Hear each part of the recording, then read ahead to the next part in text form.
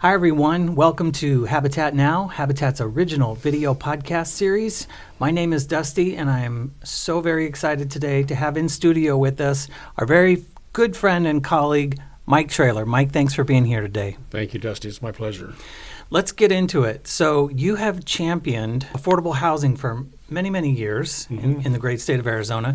Can you share with us what inspired you initially to, sort of choose this career path or choose this work? Sure, Dusty. Well, I was very blessed. I was born into a home building family. My grandfather and father launched Allied Homes in 1948, and when I got out of college, my dad gave me a job, and I've had pretty much every job you can have in home building, from just being a laborer, pouring foundations, framing houses, selling houses, managing the process, designing. And I say blessed because I've always loved the business and learned so much. And one of the many things my dad taught me that I would pass along was that he would say, don't just contribute to the sea of rooftops, build neighborhoods. So that's always stuck with me. And in your career, you were a one-time Arizona State Housing Director.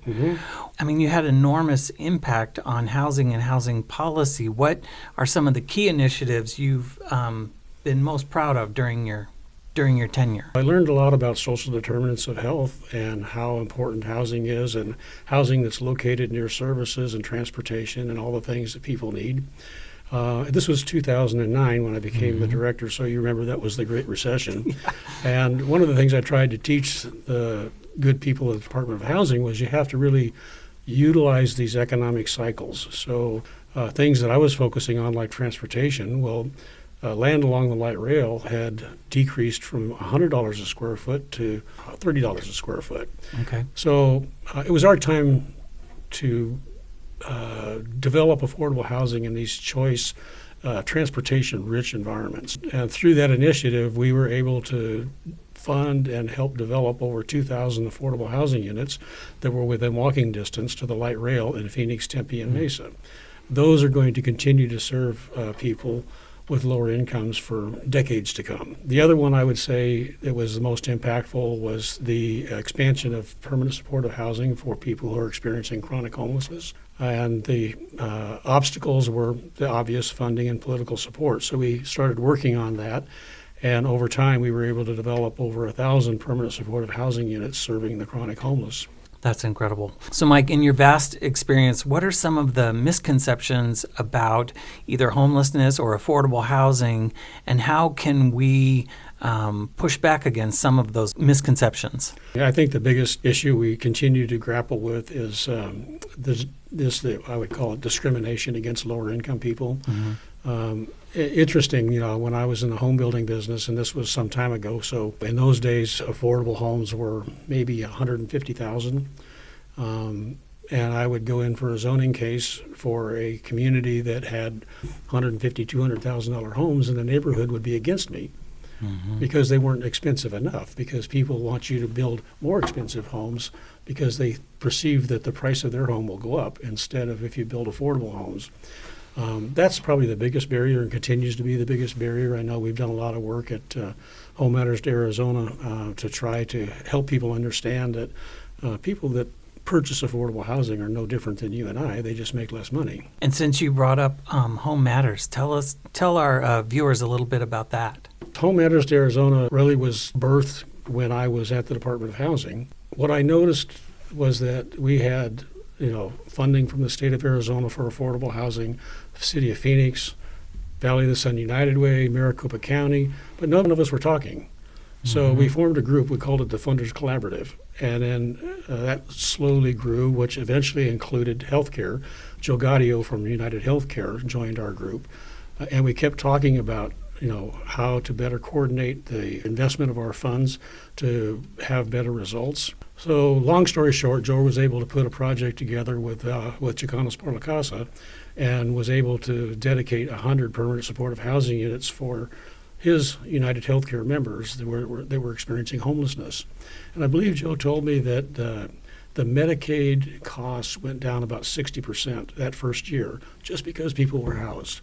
Wow. So through that effort and what Dave Brown has been doing, at Valley Leadership, we formed with the managed care organizations. So we've been able to contribute a few $1 million over the last couple of years to develop affordable housing. That's awesome. We celebrate housing at every level, but affordable housing is kind of our favorite. So, Mike, at Habitat, one of the things we like to say is very clearly, so for those of you in the back who can hear this, the leading cause of homelessness is a lack of affordable housing. What do you say to that? Yes. Yes, it is. It is, and it's getting more and more challenging. And again, we've talked about social determinants of health, how important housing is to the health and welfare of a family. What I would tell people is just you think about, especially home ownership, which I love that you guys focus on home ownership.